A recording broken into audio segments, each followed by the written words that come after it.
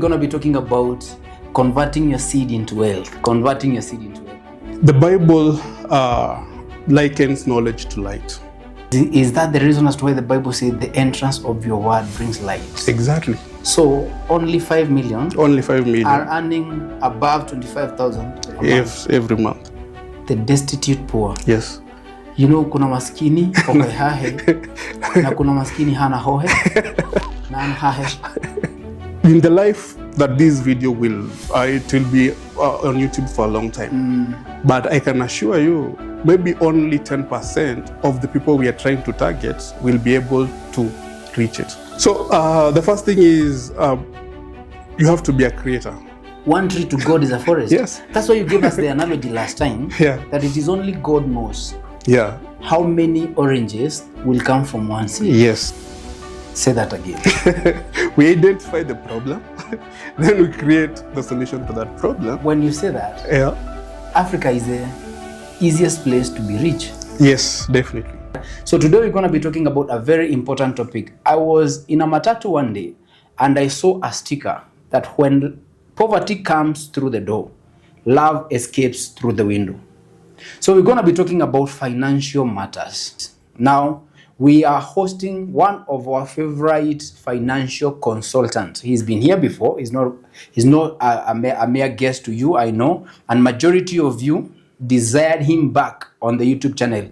And by the way, if you have not subscribed, kindly, this is the time to do that, so that you do not miss on everything that we are releasing. Like, subscribe, let the ringing bell be able to alert you anytime post a new content. And tafadhali engage us hapo kwa comment section. Tell us what kind of topics would you like us to be engaging in, and so forth and so on. So without further ado, help me welcome Joseph Kanani, a brother I have come to love. He is so well versed on matters finance. He is the leader at Ufalme Wetu, and I hope you have been visiting their page to see some of the things that they are doing. But without further ado, karibu sana my bro Joseph Kanani. Thank you. It's good to have you in the show. Asante sana. Yes. Yeah. So how have you been? I've been good. I've been admiring the work that you're doing. Thank you so much. Endelea hivyo hivyo. We thank God. And as I always tell also my viewers, you know, like the effort that you put into making one episode, it's so much. It's a lot. And he makes it, even if it's for just that one subscriber, you know, even if it's for that one person who will watch, that they'll gain value from it. That is true. So the best thing that you can do to reward him and to make him feel at least, you know, his work is not in vain, please subscribe, hit the notification bell, and you'll be glad that you did. Wow. Yeah. Amazing. So today we're going to be talking about converting your seed into wealth. Converting your seed into wealth. And it's good we put a context to this. Yeah. Because majority of Christians wakisikia ni seed washatoka, they've logged out, wanakaa ni mbegu, now we are taking offerings. Sadaka, yeah. When you're talking about seed, we are talking about your potential. We are talking about the talents. All right? We are talking about the gifts. We are talking about the skills that God has given you. You see, none of us is without a skill. None of us is without a talent. None of us is without potential, because God is omnipotent and we all hail from God. So there is a God-given gift in each and every one of us. What our financial consultant, Mr. Joseph, is going to be doing today is to help us bring this seed into monetary value. How do we use this seed to bring wealth? Karibu sana, my brother.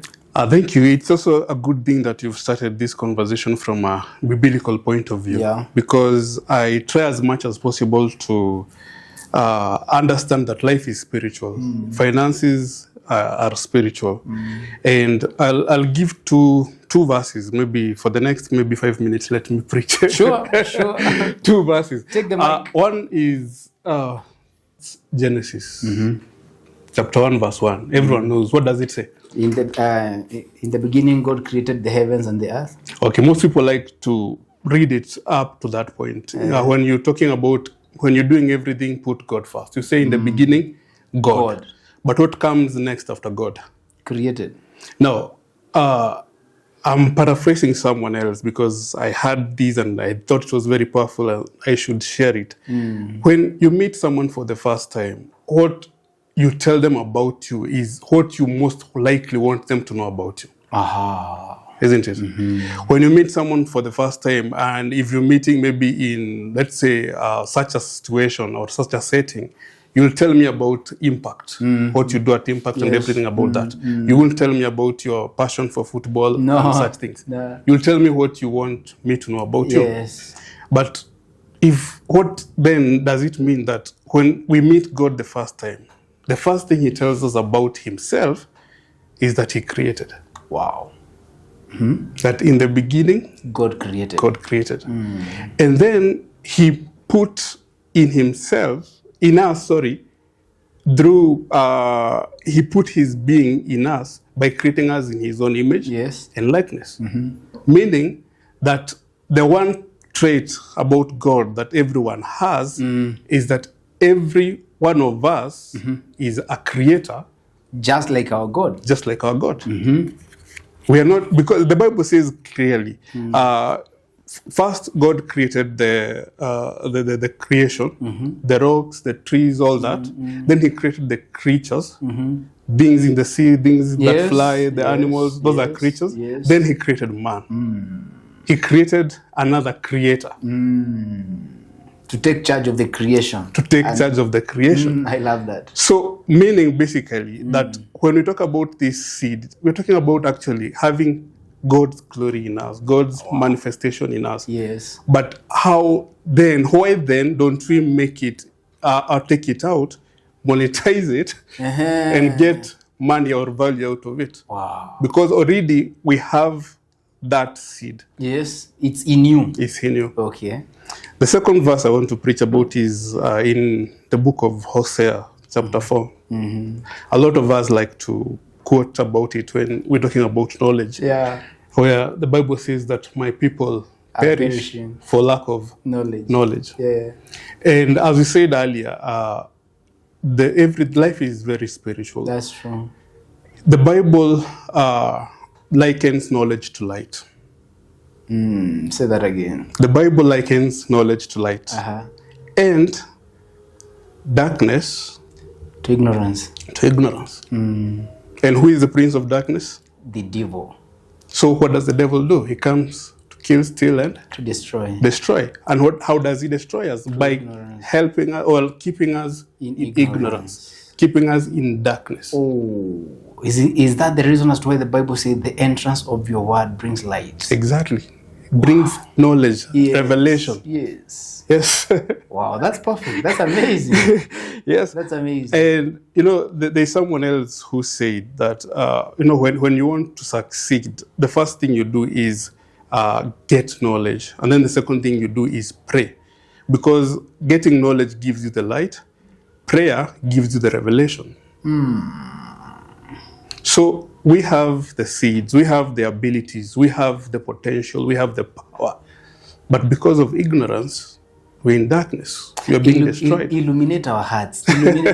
How do we turn this? Because you see, King Solomon observed something and he said, I have seen an error. It's almost an error that the kings, the princes, are walking barefoot. No, is it that way? The slaves, who are the children of the world, are walking on horses' backs, on chariots. But the kings are barefoot. And that's more like it in the kingdom of God. Exactly. Christians are struggling. Christians are suffering. They are in debts. But the people of the world, WRC. Because basically what I want us to discuss about today is how then can we be able to move from poverty, from that level of ignorance? How can we be able to illuminate our minds to get knowledge? How can we then be able to apply that knowledge to create something? Then from that creation that you've created, we get money from it. We are ready for you. So the other thing that I want us to maybe be able to conceptualize is in Kenya today, do you know the way that the Kenya National Bureau of Statistics keeps statistics? They say about 10% of the population, 10% of the households in the population earn 25,000 shillings and more. Above 25%? No. Only 10% of the Only population. 10% of the population. And so if you are 50 million in Kenya, yes. So only 5 million. Only 5 million are earning above 25,000 every month. Okay. So what does that mean? See, majority wako to scrapping. Exactly. So the majority is 90%. Yeah. 90% meaning the whole household cannot be able to get more than 25,000 shillings. So we're talking about a 90% that is trying to scrap through life. Yeah, that's true. But there is also another percentage that is not usually discussed called the destitute poor. The destitute poor? Yes. You know, kuna maskini hohe hahe na kuna maskini hana hohe na hana hahe. Are these the people you're talking about? Exactly. Oh boy. So you can imagine your maskini when like those are the destitute poor. Destitute poor. They poor in money, like they don't even operate in money. The economy doesn't even operate in money because he's either, you can't, when you say even hand to mouth, it means there's something going to the hand, then go to the mouth. But this one, literally nothing. They're just waiting either to die or, What percentage is that? About 5%. Oh boy. That's a big percentage. Exactly. We are 50 million in Kenya. We are 50 million in Kenya. So if we are talking about 5%, we are talking about almost a million. It's more than, it's more than a million. It's 2.5. It's 2.5 million yes. people. Yes. That's a heavy population. That's a heavy population. But not the worst part is now the in between that population and now what would be considered the rich. Because if you're earning 25,000 and more, you're somehow in the lower middle class, the upper middle class, and the high net worth individuals. So there is an 85% that is really struggling. That's really struggling. Yani they are in a rat race. There's no even rats don't visit them. Is it a rat race? Yeah, you mean a rat race where you just moving, you're just there, paying the bills and everything. Yeah, and so it also happens that now this 10% control about 90% of the resources. Again, it's unfair. Yeah. Already, these people are oppressed by the economic status. Yes. Now they don't even have a voice. These 10% again control everything, 90% or almost everything. And this is how it goes. Anyone who is either poor, poor, like, look at the things that they use. Things like maize flour, things like kerosene, things like, the mafuta ya kupika and all that. The basics. Yeah. So they get their money, but where do they take it after that? They take it back to the top percentage. Because they're the owners. Because when you go to buy kerosene, who are you buying it from? From the 10%. When you go to buy that mafuta ya kupima, whom are you buying it from? The 10%. Exactly. And that's why now they'll always remain at that level and the rich will always get richer. Oh, it's like, man, they are caged. Yeah. And it's somehow, you come as maybe as I've studied a little bit of economics, you come to, first you try to look for ways to solve that situation. How can I solve the income discrepancy problem? How can I solve the income inequalities with Kenyans or maybe around the world? And you start thinking the rich are bad because they are doing all these things to the poor. They do not pay them well. They are doing all that. We expect politicians to go and maybe make the poor richer, but they can't. So somehow it's an economic situation that follows its own laws, and so it has to exist, whether you like it. It's a survival for the fittest. Or not, it has to exist. There always has to be the rich, there has to be the poor. Always. Always. That's why Jesus said the poor will always have with you. Yes. Oh. It always has to be that way. There always has to be the rich and the poor. Okay. But now, what about the poor who listen to this message, who get illuminated, who move from the ignorance we're talking about, and then they try to become part of the 10%. Because that is, we have to accept the fact that we cannot carry everyone from this side to this side. That is true. We can't carry. Not everybody can cross. Exactly. In the life that this video will, it will be on YouTube for a long time. But I can assure you, maybe only 10% of the people we are trying to target will be able to reach it. Why? Because already they are ignorant. Oh boy. They're illiterate. And they don't even know that they need this information. That they need this information. So we might not even reach them. We might not even reach them.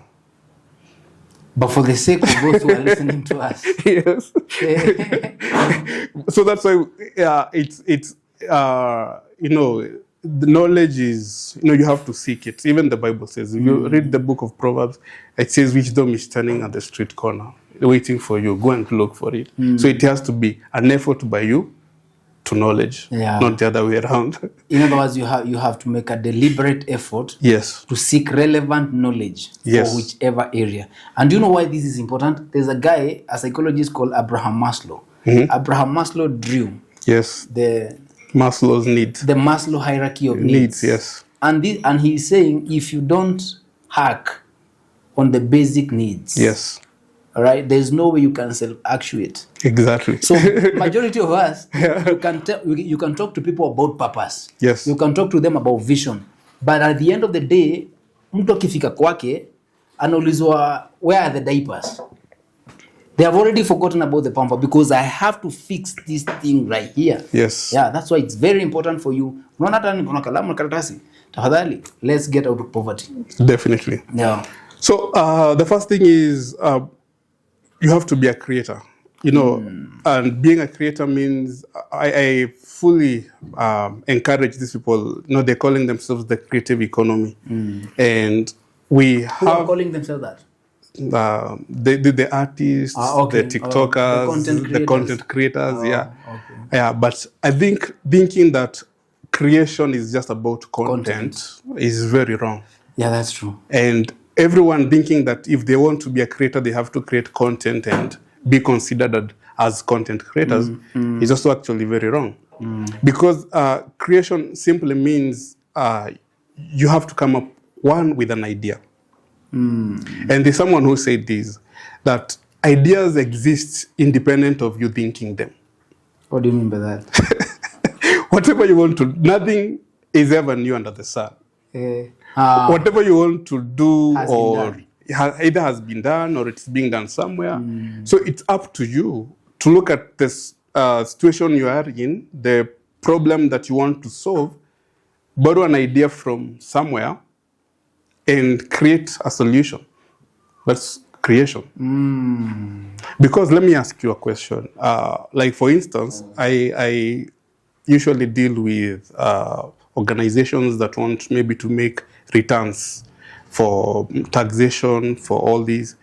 And I can tell you, if you want the services of a certified public accountant, a CPA, just to get the stamp, you will pay not less than maybe 40,000 shillings. Just for the stamp? Just for the stamp. But if you want a sweeper, someone to sweep for you, if you want a cleaner, you can get someone you can be able to pay even as low as 100 shillings. That's true. Why? Because one is in great supply. The other one is in short supply. Short supply. One has invested in knowledge, in time, and in, you know, doing whatever they do. One, there's no investment in that because anyone can be a cleaner. So indirectly, what I hear you say is that we have to really invest in ourselves. Yeah, you have to create something. Means you have for something to come out of it. There has to be something that has been in you, which is knowledge. Yeah, which is the illumination that you're talking about. So when you spot you are in a situation as bad as it might look like, it means that you're in a problem where if you can create a solution, people can see the value that you're giving and they can pay you for that solution. Wow. Wow. That is very key. Yeah. Because you started somewhere that you said God created the firmaments, Yes. the sun and all that. Yes. And then there's the creation. Then there's the creator. Yes. So already we have to operate with the mind that we are already creators. Exactly. We are creators. We are not beggars. Yes. Already, Yes. God has made us as creators, co-creators with Him. With Him. After He created the creation and the creatures, how come he put into them a mechanism that they can be able to reproduce? Like for instance, for a forest to be there, it needs just one tree to produce a fruit. That fruit to produce seeds, and those seeds to germinate from other trees. Those are the trees to produce other. So one tree to God is a forest. Yes. One tree to God is a forest. Yes. That's why you gave us the analogy last time. Yeah. That it is only God knows. Yeah. How many oranges will come from one seed? Yes. Any fool can count how many seeds are in an orange, but only God knows how many oranges are in that one seed. seed. Yes. Oh, that's perfect. Because the potential is unlimited. That's what it means. That is profound. Yeah. So it's important for us to identify a gap. Yes. A gap or a problem, and then create a solution to that problem. Say that again. We identify the problem, then we create the solution to that problem. When you say that, Yeah. Africa is the easiest place to be rich Yes, definitely. because you have a lot of problems. Yes, a lot of problems and the resources to solve those problems. But again, remember, as we said, there is also this, I would call it conspiracy in a way because it has never been proven.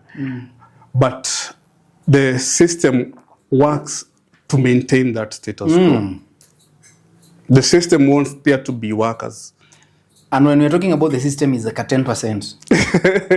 Not really the Majority 10%. of the time, they just because let me a historical backdrop. In the 1950s all the way to around 1990s, there used to be this thing we used to call Cold War.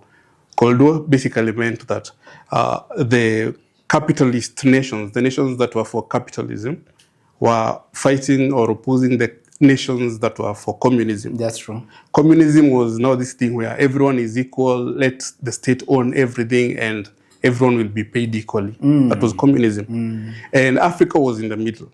That is, countries that were colonizing Africa were trying to impose their system. Yes. So because we are colonized by the British and all that, so they put into us capitalism. And that is their system. that is the system. And capitalism means you privately own something and you can own as much as you want of that something. And so what happened is when our leaders, the founders who started the nation, when they started, they didn't think in a socialist or in a communist way. Let us distribute this equally. No, they thought in a capitalist way. Yeah, let me get amass as much as I can. Yeah. That is the curse of Africa. Yeah. Let me amass as much as I can. Let me get as much as I can. Yeah. So that system has been now what has been now operating. That's why there is always the dynasties, the people who have a lot, and there's always the poor. Wow. So you have said that's an amazing point, that we should be able to find ourselves as the creators. Yes. We identify a need. Yes. Remember, we are talking about converting your seed into wealth. Into wealth, yes. All right. So Jose told us that already you have to operate with a mindset that you are a co-creator with God. Yes. Sindio, yes. You have the potential in you. So when you identify a problem, come up with a solution. Yes. And solve that solution.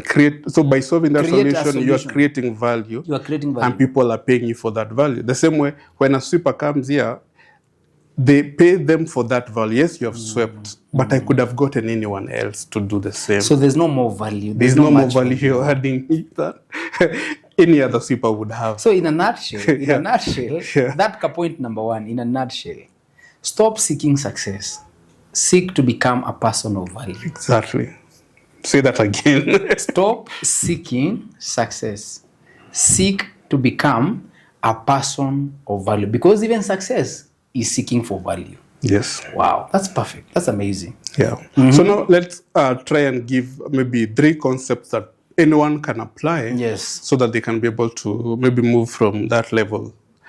Because this can also be applied by even the destitute poor. Yeah, like 5%. Like a 5%. Yeah. It doesn't have to be left to the 10% Yes. to the extra rich. And the first one, I would put it this way. Maybe we'll try to explain it in simpler terms. Yes. But we should now seek production tools instead of just credit. Seek production tools. Yeah.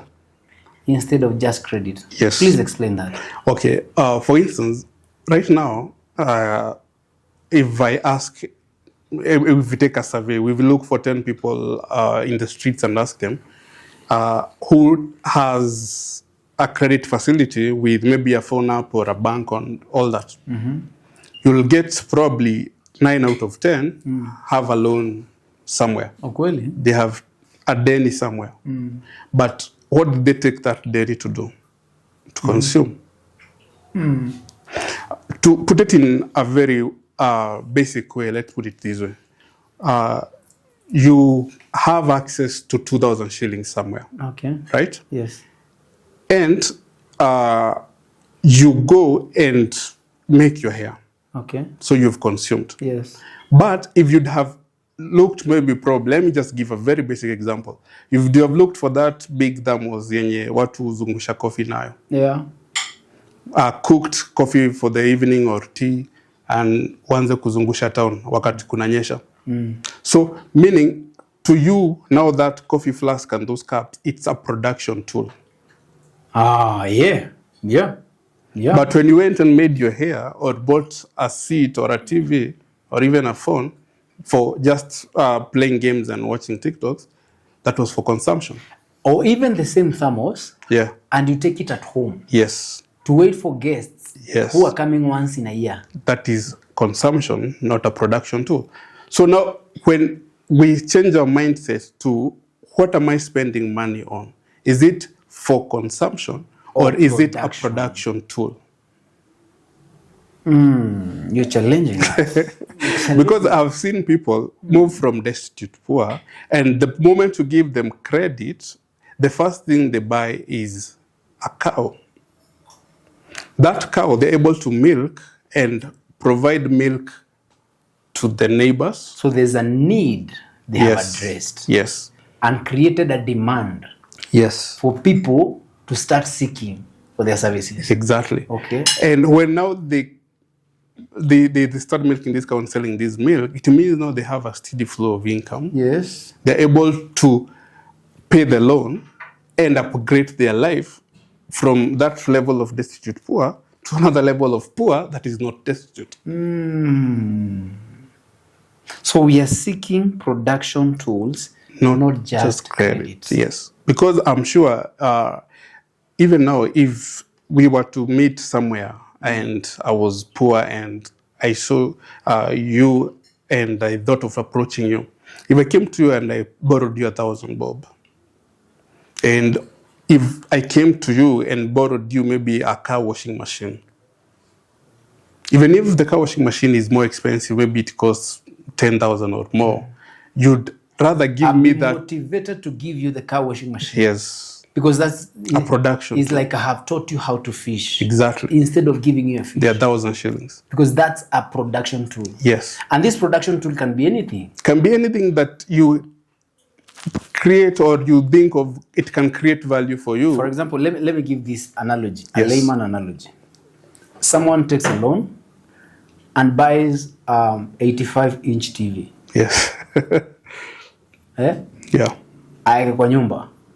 All right? Yes. To be able to wait for when the in-laws are coming. Yes.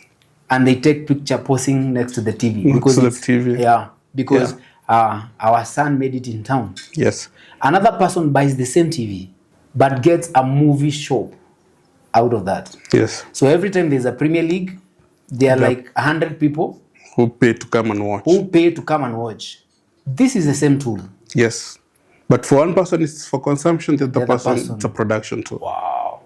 The second thing is seek skills, not papers. Say that slowly. Seek skills. Tafuta ujuzi, sio karatasi. And by Wow. karatasi, I mean diplomas, degrees, masters, PhD, EDD, PhDs, etc. EDD.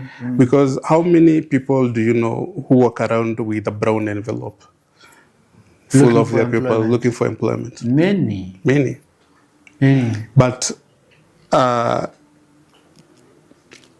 there are people who earn much more because of their skills, which could be hard skills or soft skills. Like hard skills could be things like a mechanic or a guy who works with timber, the people who make these furnitures, the people who braid hair, the kinyosis and all that. Those are hard skills. But doesn't require you to necessarily have a paper. The same way when we come to the internet space, the people who are requiring designing services, web services, like what you're doing, someone will sit down and do the editing. Yes. The camera guys, that is also a very crucial skill that necessarily doesn't need you to have a degree to do. You just need to be good at it. Be good at it. Have passion. I have done a little research, and when you're doing this thing about incomes, you're trying to figure out where to place people. It's done in terms of households, and you realize most people who go to the office are in the lower middle and the poor classes, but the people who are in the Juakali sector, like mechanics, are in the upper middle class. Wow, what you're saying is so profound. You see, we run an organization called JEPH Impact, and one of our main job is to empower the youths with life skills. All right? Yes. And this is always our slogan, that everybody is a genius in their lines of calling. Yes. When you go to do, for example, a career fair, when you go to do a career talk, majority of the kids you see there, they want to do, I want to be a doctor, I want to be a lawyer, an engineer, I want to be these big things, neurosurgeon. Nothing wrong with that per se. There's nothing wrong. Actually, if you're wired to do that, congratulations. Yes. But guess what? There is someone else who never, for example, I have a scenario where the guy was only becoming the head from the tail. Anashindaga mwenye hakuji kwenye exam. Yeah. So it reached a point that he told his father, we are wasting money. Yes. We are wasting money. And we are not encouraging people not to study. We're just emphasizing on skills development. It's very crucial, especially for the economy we have. And even when God is creating us, He's creating for deployment, not employment. Exactly. Silio? True. So fast forward, Jamaa kaingia garage. Right? Jamaa kaingia garage. Then si drop your form 2. He came to form 4 just to do the exams, paper. just to get the KCSE. Just to get the KCSE. But for these 2 years, he's learned a lot about mechanics. Yeah. So this point, he has 6 skills. Yeah. No papers. Not papers. Because sometimes papers are appealing to our ego. Yes. You just want to say somewhere, I have a degree, I have a diploma, I have a PhD. But you're working for someone who has the certificate of the School of Hard Knocks. Let me ask you, is this the reason as to why C students employ A students? I'm just asking. Could that be the reason? I don't want to say that because I would be saying education is bad, but education is good. It's very important. It's very important to know arithmetic, to know languages, because even one of the crucial skills that people underestimate is the communication skill. It's like co-education. Yeah, and because you have to know English, you have to know Swahili, you have to write, etc. But as it happens, the system that you've gone through, education system, is such that the high performers are awarded with, placement in high places, a placement in, let's say, universities to do academic and other career degrees. And they end up, when they get out of that system, with a paper, not a skill. But this student who, when they saw they can't become a doctor or an engineer or all these, they went to the streets. Wow, interesting conversation. So we've talked about, just a recap, in case you're just joining us, be a creator, Yes. Stop thinking. Seek production tools, not just credit, and then seek skills, not papers. not papers. Yeah. And it is not that you can have papers and have skills. You can have both. Yes. Yes. Yes. And when you're seeking this paper, look, are you getting a skill Are you getting out of it? or you're just running Yeah. for that accreditation? Yes, because like right now, I'd rather be good at coding just by being self-taught than have a degree In coding science. and you don't know. Yes, exactly. Right now, we are living now, this is where now the creators will be made manifest. This is the dispensation of the creators. Exactly. Wow. Oh, that's amazing. That's amazing. Those are powerful 3 points. Yes. Keep liberating us. Keep liberating The us. next one, now, it will involve a lot of us coming together, and I call it distributing resources across the pyramid, not upwards. Distribute resources across the pyramid. Yeah, not upwards. Explain that.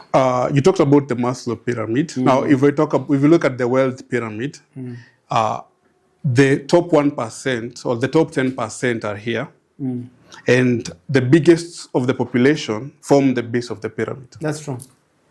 So the biggest of the population that are poor, the destitute poor, maybe even in the middle income categories, they form the largest base of the pyramid. But the very first illustration that we gave, what happens when these people at the bottom of the pyramid get money? They take it back to the top 10%. But what if there was a mechanism whereby we could be able to distribute these resources amongst ourselves instead of taking everything back up? Top, Yes. And this could be by creating local industries and supporting those local industries. Because we have a problem, especially with the middle class. I'll put it as a problem, and it's a problem of ego. That you want to shop at the best malls, you want to dress for the best designers, you want to do this. Yet, there are people in this pyramid that are tailors, and they're able to make very nice clothes. Do you understand the magnitude of what you just said? Do you know the larger percentage wako hapa? Yes. Because that's only 10%. Yeah, this is 90%. And this is 90%. Yes. So if this 90% decides, okay, hatutapeleka to the highest. Yes. All right? We have wholesalers. Yes. We have these tailors. We have these guys who will give us the services that we could have received over there. Yes. But let us empower them. Yeah, exactly. Do you know, it also, in terms of wealth, and wealth is measured in terms of time, do you know by consuming that item now might mean taking 1 year away from your life later? Talk about it. But that should be in the next session. All right. Because most people don't appreciate the fact that there is a life after earning. And that life after earning, you'll also need to survive the way you were living when you are earning. Okay. You see? And most of us don't think about the future. So we spend and spend and spend and spend when we are earning, and on things that are just consumer things. And I'm saying maybe if we change that mentality and whatever spending we are spending on, maybe we spend it on the people at this level. I get that. There's that joke that is given around, it's been going around the internet, whereby there are 3 people. I owe you 100 shillings, you owe that person 100 shillings, that person owes me 100 shillings. What do we need to solve that problem? Just 100 shillings. I pay you, you pay this person, this person pays me, we're done. So our main problem is just 100 bob. Yes, but when you look at it at a great scale of things, mimi nitasema kuna mtu akona deni yangu ya 100, wewe utasema kuna mtu akona deni yako ya 100, another person. So it looks like there is 300 shillings that we need from somewhere. But in real sense, it's just these 100 shillings. It's 100 shillings. Yes. But when it is circulating. But when it is circulating. We circulate resources across the pyramid. Wow, that's interesting. Yes. That's interesting, and that calls for intentionality. We have to be very intentional at doing that, because if you don't do it, we keep increasing the gap and we keep Crying that we're crying poor, that we're poor. but we're just in ignorance that darkness, and that's the devil's work. Wow, that's amazing. Yeah. We're learning. We're learning. Mhm. Yeah. So maybe to emphasize on that point, you said something that the best place to make money, it's in Africa, because of the population and the resources that we have. And if you look at the trend that is in the, we came from the what was it called, the agricultural revolution, the industrial revolution. Now I would say we are somewhat in like the information age. Yeah. Information age. That is, if you have information, basically it's like you have power. We used to be in days where if you wanted news, you had to wait for 7 o'clock to listen to the radio. Yeah, but now a touch of a button. Whatever they're telling us at 7 o'clock, we already you know. already know. You already know. So meaning platforms that had what we'd call high knowledge and high capital requirements to get into have become now almost free. Because everyone requires, maybe probably, the production tool you require is just a phone. And you can become a broadcaster. So that you're emphasizing on this, for example, this 6 skill, not papers. I think all of them now will like somehow align. They align, okay. Yeah, because I'm emphasizing on your point that the best place to make money is in Africa. Is in Africa. But we look at it, it's happening the other way around. People are looking for opportunities to go and work overseas. We are creators. We seek production tools, not just credit. We seek skills, not just papers, and then we start distributing these resources across the pyramid. Yeah. Now, from where we started, how important is my passion? Passion on what I want to do, passion on the skill that I want to develop. How relevant is that? I want you to help me answer that.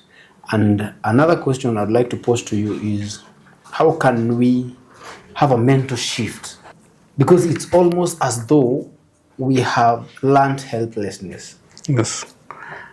I think really come to think of that point critically about passion. Because people say, do what you're passionate about, do what you're passionate about. But if passion doesn't meet purpose, people confuse passion with comfort. Like, if I can be able to do something that is easy, requires little or no attention, like I've heard people say, I'm passionate with farming. But the reason why they're saying that is because they want to send money to someone in the village, do the planting for them, harvest for them, that work. And then send the money back. But those stories always go horribly wrong. So most people confuse passion with ease. But I would try to put it this way. If your passion is your purpose, then by all means go for it. Okay. And how do you discover your purpose? Like, for instance, how did you discover that what you're doing is your purpose? Like, how did you discover? I discovered when we are doing mentorship to these young kids, purpose discovery, we use at least 3 pointers. All right. For example, what is my potential? You see, we talked about being co-creators. We are creators. Yes. So we are wired with unique gifts, skills, and talents. Yes. And everything God wired us with is a pointer to what He desires us to do. Yes. For example, I don't have the wealth of knowledge on finances like you do. Yes. All right? While growing up, I didn't like mathematics. I bet you did, because you're an accountant. Yes. Yeah. So your mind was wired to be a financial consultant. Yes. That's your wiring. I love different things. So what are the potentials in a person? What are these things that you can do really with a lot of ease? But what is this divine endowment? That is one of the pointers I use. You say? Well, let me give you 2 points that I don't want them to contradict you, but I want you to explain from them. Yes. Right now, financial advisors could be some of the best paid people, like the CEOs of big companies, the CFOs and all that. So they're in an office somewhere, but I'm here. I'm always in the field. Yeah. Like, how come my passion is not to be in the office earning the big money, to be the CFO of a big blue chip company? Now that probably takes me to the next P. Okay. I told you we operate with 3 Ps. Okay, yeah. The first one is potential. Yeah. All right. The second one is what provokes you, or your pain points. Yes. So the reason as to why you might not be with the CFOs in big organizations is because you are provoked by the amount of people who are really struggling in obscurity. Yes. And you have a solution. You have an information that is so relevant to bring them out of that ditch. Yes. You're not really motivated by the paper and by the titles and by an office near a beach. Yes. What provokes you is when you're walking down the streets and you see these people. You see they are being created by the same God who created you. And they're just lacking an information that is relevant. That could unlock a lot of doors for them. Yeah. So that might explain why you're not with the CFOs, the CEOs, and you're here empowering them for free. Are you getting the point? Yes. So that answers the second P. And now the third P is what we call the passion. Right? Yes. And we define passion as something you can do for free, but you do it so well that people are compelled to pay you for doing it. Let me explain that. Yes. You are here Yes. empowering thousands. Yes. Who is paying you for it? God. You get the point? Yes. But because you're so passionate about it, we can speak for hours unending, because you want to believe that there is one person across the channel who will listen to the relevant information that you're bringing on board And act on it. Transform their lives. That's your fulfillment. Yes. All right. Powerful conversation, Jose. What is your parting shot? Look at that camera and talk to our viewers. This is my parting shot. We've talked about all these things, but I want to demonstrate something. In front of us, we have several people. So I'll demonstrate it using the crew. So I want, by show of hands, these are 500 shillings. I want, by show of hands, to see who would like these 500 bob. Sound. There are 1, 2, 3, 4, 5, 6, 7. 6 people raised their hands, but only one person acted. Wow. 6 people raised their hands. They want the money. They wanted it, But only one person but they are not taking any action. acted. They want the whole thing. We've talked, we have discussed concepts. You've learned concepts from other YouTube channels and TikToks. But when it comes to taking action, you just raise your hand. You say amen, and you move on with life. Powerful lesson. You need to take action. Remember, we are talking about knowledge, understanding, and wisdom. So what we've given you is knowledge. All right? This knowledge will give birth to an understanding. And then this understanding should be able to move into wisdom. And wisdom is the application of the knowledge you learned. Exactly. Until next time, God bless Thank you for taking action. This is JEPH KAFKA TV, where you discover untold business histories, master the art of management, and ignite money conversations that matter.